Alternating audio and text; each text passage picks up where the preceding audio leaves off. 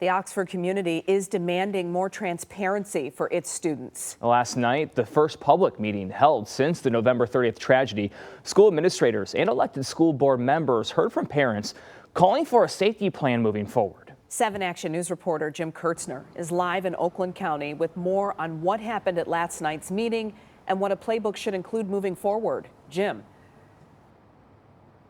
Before last night's meeting, parents heard from the superintendent and school board president only through recorded videos and email.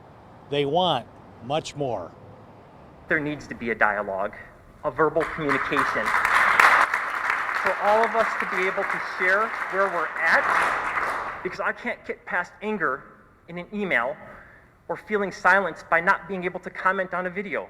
During the Oxford School Board meeting last night, there were no questions answered, no give and take, just a one-way public comment session. It looks like the school administration had a plan in place for immediate response, but not so much for the days, weeks, and months afterwards. Michael McDaniel is a former Assistant Secretary of Homeland Security and a Western Michigan University Cooley Law professor.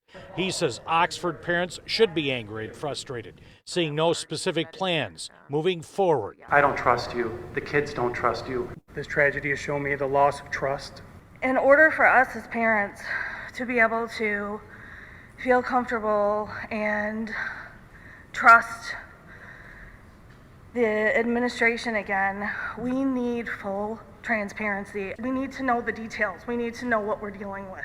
Another Cooley Law professor is a former teacher, administrator, and is married to an administrator.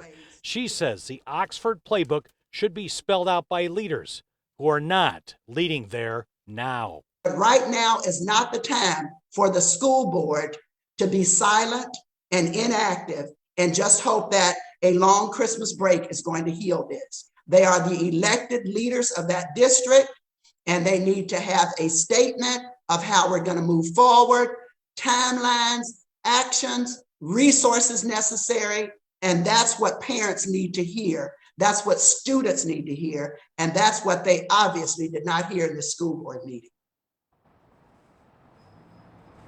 Now we know that 15-year-old Ethan Crumbley, the accused shooter, had warning signs, was sent to the school office the morning of the shooting. His parents were called.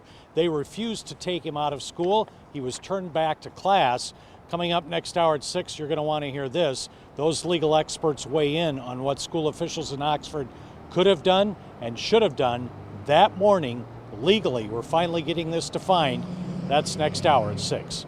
Reporting live, Jim Kurtzner, 7 Action News. Emotion still very much high, Jim. Thank you.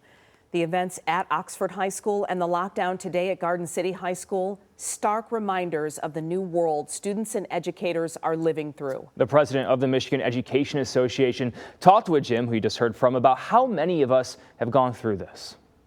There's not a person that you work with, Jim, I don't think, that has had to sequester themselves and 50 young people and stay in a room for 3, 5, 6 hours, ensuring other people's children's safety.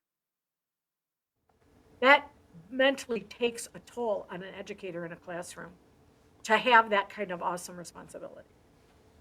As Jim mentioned, tonight at 6, Jim will go in depth on all the stresses our teachers are facing, programs designed to cope, and how there's a discussion about using any school employee, bus drivers, cafeteria workers to be a substitute teacher. That's tonight at 6.